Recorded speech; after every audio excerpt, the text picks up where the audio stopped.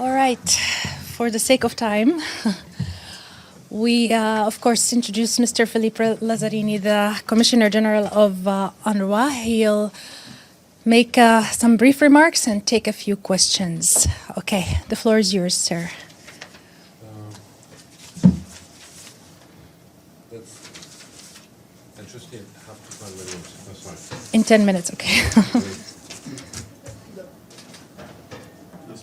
Your mic. My mic. Okay, so yes, okay. Good evening. So listen, I was in New York just for one day, and I came for the General Assembly session this afternoon on UNRWA, which basically was a follow-up of the letter I addressed to the President, and after having addressed this letter, a group of member states have requested a discussion to take place about UNRWA. Basically, I have asked a few things to the member states right from the onset of my remark, that there is a need to urgently facilitate a political solution that will bring peace to Palestinian and Israeli, and in the meantime, to resolve the financial crisis confronting UNRWA so that we can continue to deliver on our mandate, but also on our life-saving operation in Gaza. I just want to remind, well, you all know, so no need to remind, on the 26th of January, we had the ICG ruling, which is legally binding regarding the Palestinian in Gaza.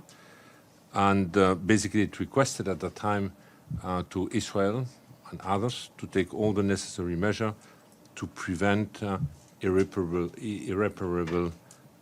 damages. And obviously this included an urgent increase of the provision of humanitarian assistance. Since that time, what have we seen? In reality, assistance has halved, has not increased. If I compare the flow of aid going into Gaza between January and February, it has decreased by 50%.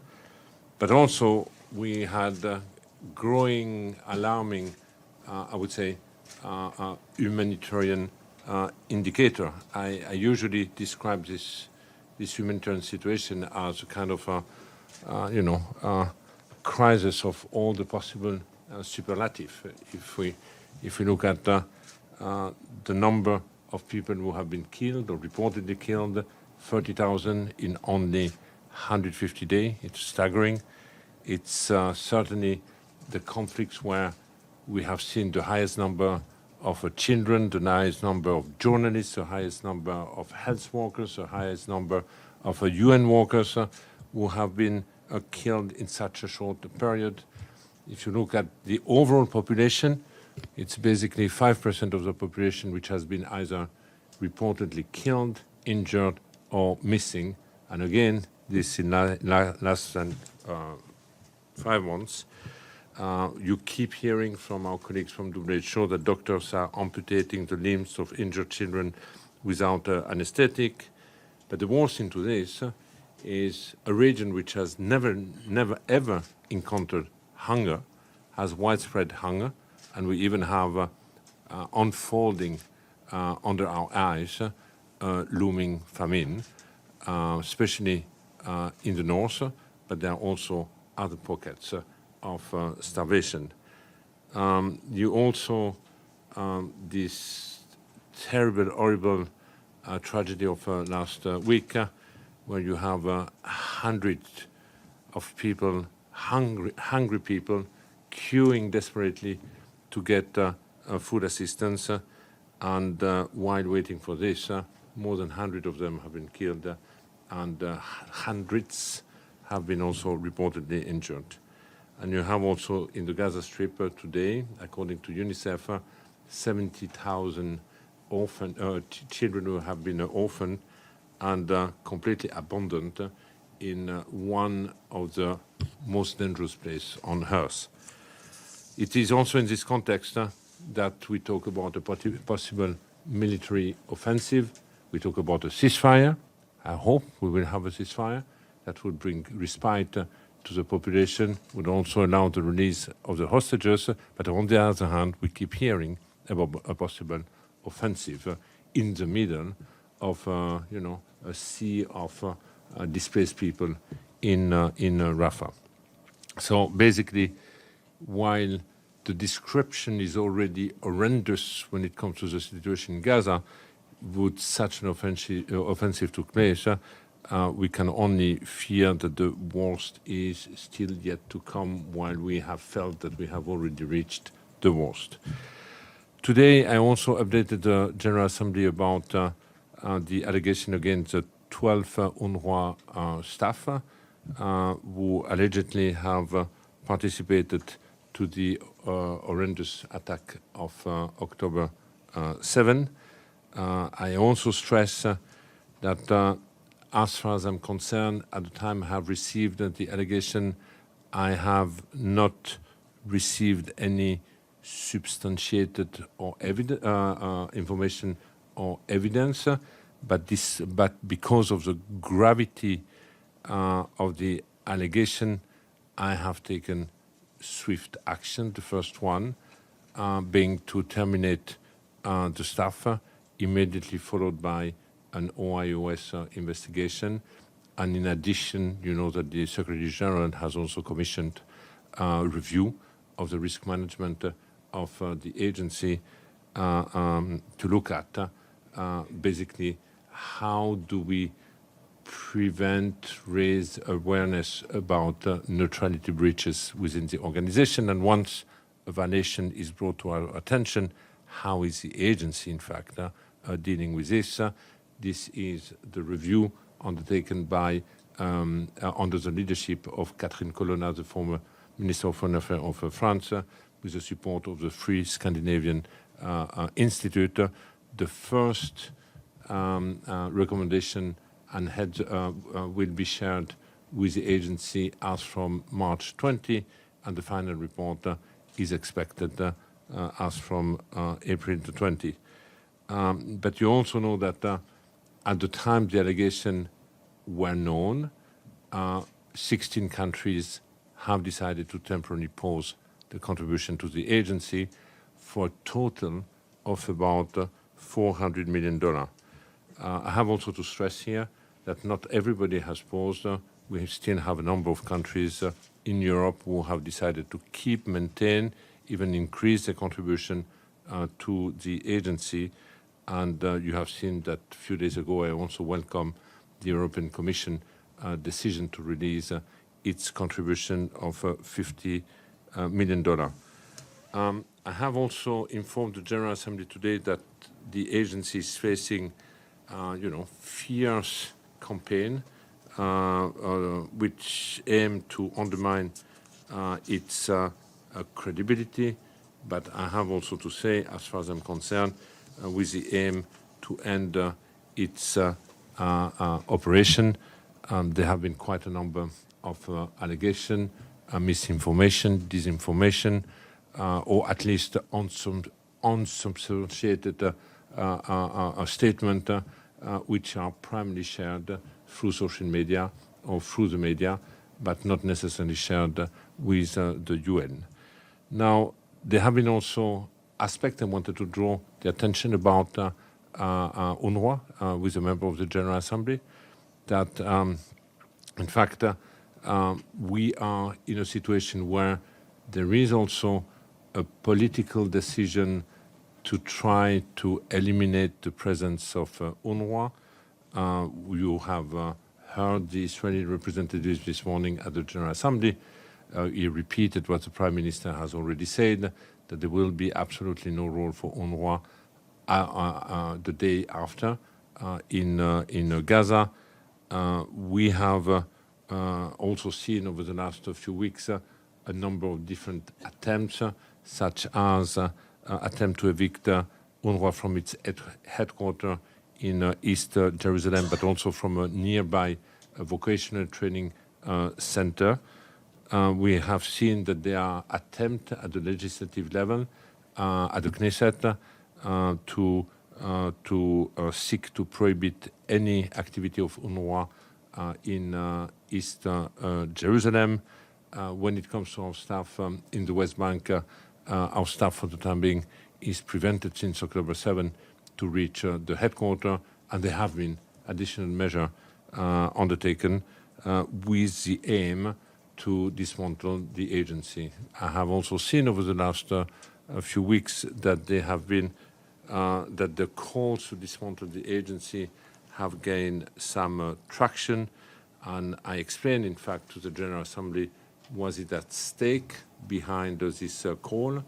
In the short term, and the most obvious one is our ability to respond to the humanitarian crisis in Gaza. For the time being, UNRWA remains the main operational platform, supporting all the other agencies to operate, and that would UNRWA further be undermined right now, it would also not only have an impact on the ability to comply with the ICG order, but also to comply with the Security Council call for increased humanitarian assistance in the Gaza Strip. But the second aspect I wanted to draw the attention to the member of the GA is that, if let's imagine that tomorrow we have a ceasefire, the ceasefire, and we build on the ceasefire, it will take some time until there is the necessary confidence of the international community to largely, broadly invest in the Gaza Strip. I think that will be the case the day there is a time-bound, genuine political package on the table which garners the support of all the parties. Until such a day, it's difficult to imagine that billions of dollars will go into the Gaza Strip. So there will be a long day in between. And here I reminded the unicity of what UNRWA is all about. UNRWA is primarily a human development organization.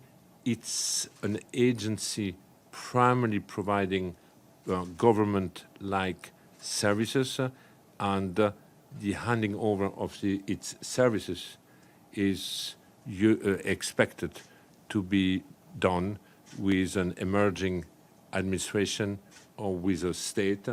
There is absolutely no UN agency or INGOs which is providing direct education to 500,000 girls and boys in the Gaza Strip, for example.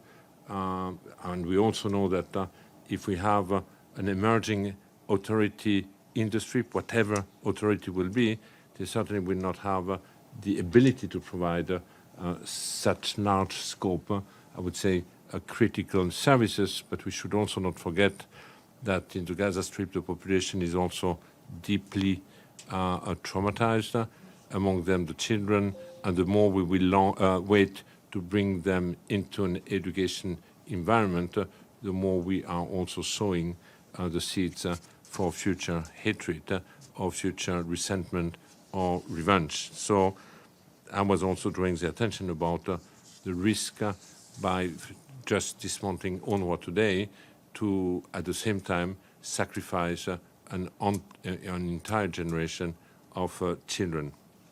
But last but not least, I also drew the attention about the political meaning of getting rid of UNRWA, which is a real justification certainly today. The attack against UNRWA seeks in reality to eliminate its role in protecting the right of the Palestinian refugees and possibly as an agency acting as a witness to the plight. We have seen that after having been quoted so many times to submission and to rulings, the attack against the agency have also significantly increased. Again, and we keep saying, if October 7 would not have taken place this year, we would be talking about the 75th year of UNRWA, of a lasting temporary organization, which is nothing else than the collective failure of the international community of not having promoted a durable, lasting, and fair political solution.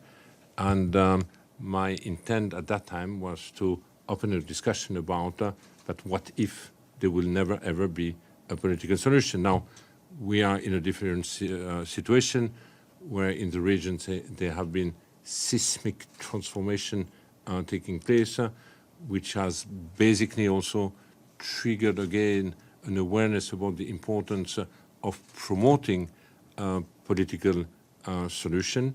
And again, after 75 years of temporary, I would say, a lasting temporary existence, if really we are genuine with the promotion of a political solution, UNRWA remain an instrument at the disposal of the international community to succeed in this trajectory, to make sure that the transition leading to this solution be successful, and that would be the day the agency would be phasing out.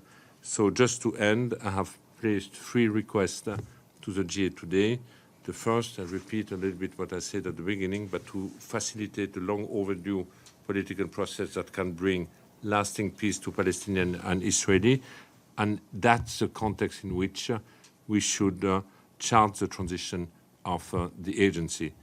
Meanwhile, and because of the precarity of the financial situation, calling to the member of the General Assembly to match their expectation with the mandate being provided to the agency with resources, basically, but also the third request to ensure that any alternative to UNRWA for providing services to Palestinian refugees, and this is also a discussion I initiated 2 years ago through the partnership, which backlashed at that time with the ecosystem and the host country, but that, and I think we certainly have to reopen this discussion, but the partnership needs to be undertaken in a way that it does not undermine the right of the Palestinian refugees, but also the right of the Palestinian for self-determination. So that were my messages today to the GA, 3-pronged, the short-term impact on the humanitarian response, the medium-term on the transition, but also the longer-term one being the political one. So I think I will stop here. Thank you. Thank you so sorry, much. It was a little bit long, but... Thank you so much. Okay, let's start with Edith Lederer from AP, and please limit it to 1 question for the sake of time. Thank you. I only have a plane to take this. Do you need a piece of paper? Oh, No. A plane, sorry. That's my Frenchy accent, sorry. Mr. Lazzarini, thank you very much on behalf of the United Nations Correspondents Association for doing this briefing. 2 quick questions. Can you confirm that an UNRWA investigation accuses Israel of abusing hundreds of the Palestinians in Gaza that it detained or arrested after October 7th? And the abuses include sexual abuse. And also, Israel said today that UNRWA's 13,000 staff include 450 members, active members of Hamas and Islamic Jihad. Have they informed you? Have you gotten any information about this? And what's your reaction? Thank you. Thank you. You want me to answer immediately? No, please go ahead. Yes, okay. Listen, I will start with the second question. It's not the first time, and I think today the representative of Israel was also talking about more people, or 1,200 people. These are statements usually being made through social media, through the media, but we as UNRWA, or I as Commissioner General, have never been informed or seized. As you know, we are providing on a yearly basis the entire list of our staff in Gaza and the West Bank and East Jerusalem to both the Israeli authority and to the Palestinian authorities. I have never ever received the slightest concern about the staff that we are employing. The only allegation that have been communicated to me has been on January 18 about the 12 alleged staff. This is an information which has been shared with me on an oral basis, but I felt that this was horrific enough and serious enough to take the action that we have taken. All the other allegations have not been communicated to me, but if this allegation being substantiated, we keep saying that they should cooperate with the UN and provide this to any team looking into this. On the second one, I wouldn't say it's an, you call it investigation of UNRWA? Or, listen, there is a report which has not been made public of hundreds of detainees who have been released, and basically whenever they have been released through Kerem Shalom. There is a kind of circuit where people, when they are arrested in Gaza, are going through, but they also go through Israel, and when they are released in Kerem Shalom. So hundreds of people have basically, in Kerem Shalom, the logistic is UNRWA. There is absolutely no other agencies being there, and we have seen these people coming back from detention, some of them for a couple of weeks, some of them for a couple of months, and most of them coming back completely traumatized by the ordeal they have gone through. And these people have been regularly welcomed.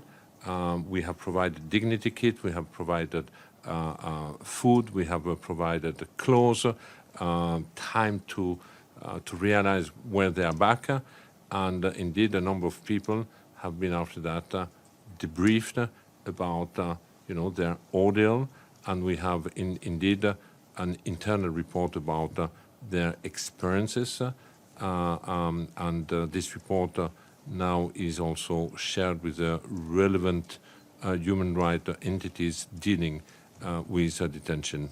I keep saying that UNRWA is not an agency looking into detention normally, but there was no one else being there, and it was important, in fact, to receive them in dignity. So, to confirm for your question, the answer is yes. There is such a report, but this report has not been, I'm not aware, has been made public or should have been made public. Can you give us any more details? I'm sorry. Yes. Okay, you want to take a question? No. Please, Edie, let's stick to it because the Commissioner General needs to leave early. I'm sure we all want to know that. Okay, go ahead. Go ahead, please. Well, I mean, what detail do you want? To tell you basically what they tell us? It's I think it's a very broad range of ill treatment, and we heard stories of people not only having been systematically humiliated. We heard quite a lot about people have been being obliged to be naked, picture naked, being subject of verbal and psychological abuse. There have been a threat of use of electrocution. We know that there have been a lot of sleep deprivation or use of extreme noise to prevent people to sleep. We heard about the use of dogs to intimidate the people. So there have been quite a number of various ways of putting people under pressure. When I was in Gaza, that was on the 18th. The last time I was in Gaza was the 16th of June. I heard quite a number of humiliating situations where people were forced to be on diaper and because they could not access a toilet for days, if not weeks. And basically, this could have ranged people from the age of 15 to more than 80. So we basically had a full range of people coming back and telling us what the ordeal has been. I will not go more into detail now with the report, but just to give a glimpse, in fact, of the stories which have been shared with us. And we had also UNRWA staff who have been gone through this. So it's not on, I mean, we had all type of people, including among them some UNRWA staff who have been very detailed on what happened when they went from one place to another place. It's not that people have stayed only in one place. There was a kind of a circuit depending on where these people were arrested. The date of your trip, because it couldn't be in June. No, January. Sorry. That I'm just so tired, but it was in January. Yes, it can't be in June. You're right. Well, it could have been James, in June, but not with the same type of situation. Yes. Commissioner General James Bayes from Al Jazeera. Good to see you again. So you said to us today that it was oral allegations that were given to you. Yes. You mean the 12? Yes, Yes. of the 12 people. Yes. And then the UN responded. You responded by firing them. OIOS started its investigation. I think that was announced at this briefing in January the 26th. Yes. It is now over a month since then. And even now, the OIOS team, we're still waiting for them to arrive in Israel because they've been waiting for their permissions. Given that your agency is, as you told the General Assembly today, at breaking point because the response to this was those 16 countries cutting their funding, are you, how frustrated are you by the fact that Israel is taking so long to cooperate with the UN? As I understand it, no one in the UN still has seen the raw evidence, just allegations. I guess you had a briefing of OIOS, or there was a communique a few days ago, correct? End of last week, we Yeah. briefed from here. Okay, yes, you had a briefing here. That's what I saw. I have no more detail about this, but I keep telling donors that the OIOS is like, they will be looking at if yes or not, there is sufficient indication to bring cases into a criminal prosecution, a trajectory. And here we are talking about looking into the misconduct of individual for which, if proven, will have consequences. And I keep saying that if indeed these allegations are correct, it's nothing else than just a betrayal of UN value, but also a betrayal of the Palestinian refugees in general. What's important is really the other process, a review, looking into risk management. And I know that a number of donors are looking at basically how will the agency react and respond to some recommendation coming out of this risk management review of the agency. What are the processes which needs to be improved? In my contact with the donors, I understand that many of them would like to come back. Most of the time, decisions are not a decision based on foreign policy consideration, but it's more based on, I would say, optic or domestic public opinion in the various countries where they are, because supporting UNRWA, can be also divisive depending on the country where you are. So obviously I'm frustrated, but I'm also what I was telling to the GA today is UNRWA is an instrument of the member state. It has an objective. It symbolizes, in fact, an interest, the plight of the Palestinian refugees. The right, Resolution 302 is very linked to Resolution 194, which is also the issue of the right of return. And basically, I wanted to draw the attention to the member state that the attempt to eliminate UNRWA are not just based on neutrality breaches of some of the staff, but in reality has a much broader political objective behind it, which in a certain extent is to eliminate the status of refugees and make sure that this is not part of a final political settlement. We keep hearing, in fact, from UNRWA detractor asking how come that the Palestinian refugees are still refugees today from one generation to another one. They most of the time compare with UNHCR, but I also keep reminding that you can be a refugee with UNHCR for the second, third, or fourth, or fifth generation. Look at Western Sahara, look at Afghanistan, look at Somalia, look at all this lasting, protracted conflict. The only difference between UNHCR and UNRWA is that UNRWA is not requested to promote a durable solution because we should hand over our activities the day there is a lasting political solution, and this belongs to the member state, where our UNHCR is promoting durable solution either through resettlement in our countries, integration in the host countries, or the return. Even for UNHCR, the bulk of the durable solution anyway is the return. Thank you. Let's take a question from Ibtisam and then Mike. Thank you. My name is good to see you again.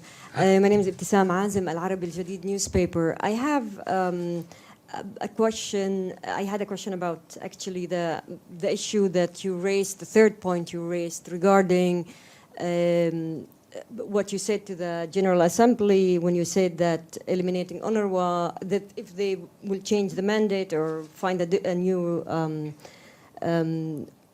organization, that should be done without compromising the refugee question and the right of self-determination, etc.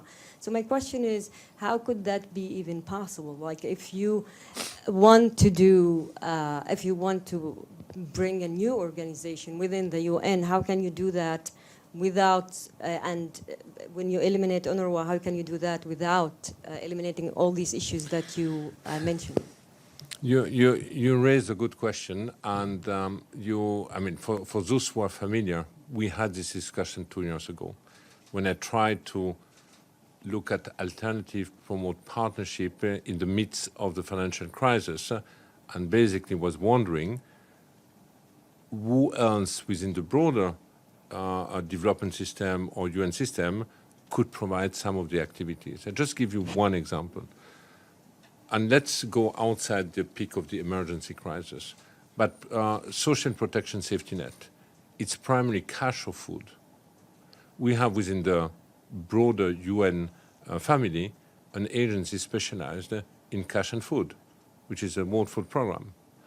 Now, at that time, the proposal was to say, if we are in such a difficult financial situation and other agencies have, better support from a donor because of the nature of their activities, why not, on behalf of UNRWA, under the auspices of the mandate of UNRWA, having a partnership with an organization like WFP to provide cash and food to the Palestinian refugees.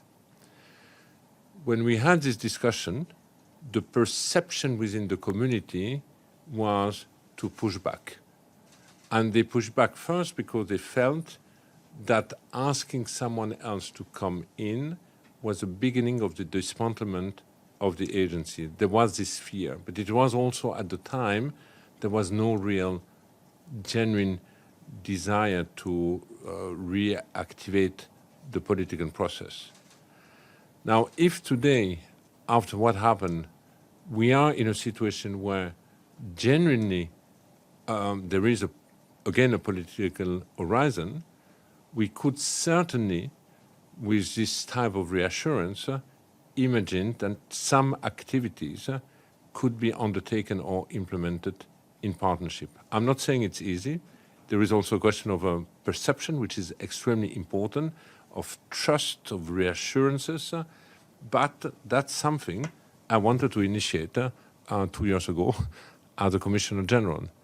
But today, I'm really warning the donors who are tempted to look at alternative of UNRWA not to do this in a way which would undermine, in fact, the right of the Palestinian refugees, undermine the current mandate being conferred to UNRWA. So I would say it's almost, I keep telling them, it's not just a technical issue. We are dealing with something much more complex than the pure technicalities. And even you might find partners for this kind of activities, but honestly, who can provide education from the first grade to the 10th grade to hundreds of thousands girls and boys across the region if you are not a state or a functioning administration? I don't know. I don't see where the response is. So I keep warning, saying we have to be very careful on what we want. To throw the baby on the water and all this would also mean that we get rid of an essential instrument to succeed in any type of transition. And when we talk about Gaza today, transition would be absolutely key. Mike, please go ahead. Thank you. Mr. Commissioner General, Mike Wagenheim from I-24 News in Israel. The New York Times report that you discussed earlier, a follow-up question on that. UNRWA has consistently said that it does not have a police force, it does not have intelligence services, Yes. It does not have the capacity I said it many carry. times. Yes, you have said it, UN Yes. officials have said it, everybody said it. Does not have the capacity to carry out investigations. Those investigations of Hamas tunnels underneath its headquarters, underneath UNRWA schools, weapons that are found in UNRWA schools. UNRWA just kind of shrugs its shoulders. We'll put it down in a report, but we don't have the capacity to ask questions. We don't have the capacity to investigate. And yet, in the midst of a war, able to carry out an investigation, a report of 100 allegations of alleged Israeli abuses. How is that inconsistency possible, that you have the capacity in the midst of a war to investigate Israeli abuses, 100 or more interviews, according to the Times report, but the allegations that kill the credibility of your organization, you have no capacity to investigate those? I'm not 100% sure I fully comprehend the question. What I can tell you is the following. If you refer to the underneath tunnel in Gaza Strip, and I had this discussion even before October 7 with a number of Israeli officials, where basically whenever UNRWA undertook inspection of our installation and the suspected cavity has been identified, we constantly informed the de facto Hamas authority, constantly informed the COGAT. Now, when the Israeli, and we protested. Now, when the Israeli told me, listen, there are tunnels everywhere in the Gaza Strip, my answer is to say, you have more information than I do have. You have the expertise. Let me know if you believe that under a given school there is, yes or not, a tunnel, because you have the military expertise to know this. I, as a head of a human development organization providing primary healthcare and education to primary and secondary school, I do not have the expertise to look at what is underneath. And not only I do not have the expertise, but I do not have the mandate. And if it is a peace and security issue, make sure that such a mandate be given to those who can inspect underneath. Now, third point I want to do is there have been now a lot of allegation. Now, if you look at only the UN premises, 150 UN premises of UNRWA have been damaged during this war. Some of the schools have been completely destroyed. Some of the premises that we had to vacate the north have been used for military purposes, either by Hamas combatant, or there was an Israeli army presence. We see it on the social media. We saw it at the headquarters when we were talking about the tunnel. We had more than 400 people who have been killed while seeking protection in UN premises. More than 1,000 people have been injured, and there are now allegations also of 1 or 2 tunnels. I do believe that we need to have a board of inquiry after that, a proper investigation, because it's not okay that the UN, which belongs to the member state, be blatantly disregarded. We need to know what happened. So we need an investigation. If the tunnel have been discovered underneath of UN premises, it needs also to be investigated. And we need to understand why so many people have been killed in UN premises. Today, I have no access to the north. Most of the incident seems to have reportedly coming also from the north. But yes, I agree with you. We need an investigation. I believe you need to go unless you would like to take. What time is it? It's 10 to 7. I take one more question. Okay. Sorry, I have to go to the airport. That's the only reason why. Otherwise, I would love to stay a bit longer. It's not far. All right, please Depends go on ahead. traffic. Thanks a lot. Merci, Monsieur Lazzarini. Nice to see you again, Carrie from Le Monde. Just a quick question, because you said in front of the GA today that your organization was on the brink and it's in a very bad finance situation. When you think retrospectively, 5 weeks ago, you took this decision of announcing the end of a contract for these 12 people of UNRWA. It led to all the donors' retractations. Do you have any regrets? James talked about frustrations. I'm talking about regrets. I think it's more frustration than regret. No, I mean, you know, I could not keep this information for me like that. Also, if I was informed sooner or later, this information anyway would have made public. I still believe today the fact that we have taken swift decision, swift action, and that we have now, I mean, this review, we have the OIS investigation, will certainly allow, once we have, you know, we show that we are properly indeed also following up on some of the recommendation. I believe that number of countries will come back. All, certainly not, but the majority will come back.